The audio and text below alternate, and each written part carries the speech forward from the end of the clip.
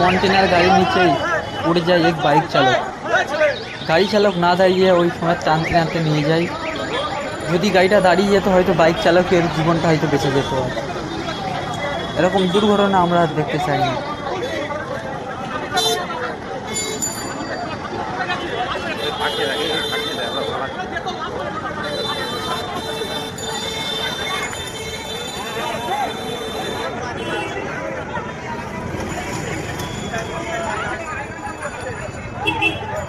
पानी में तो की हो तूने पेश आना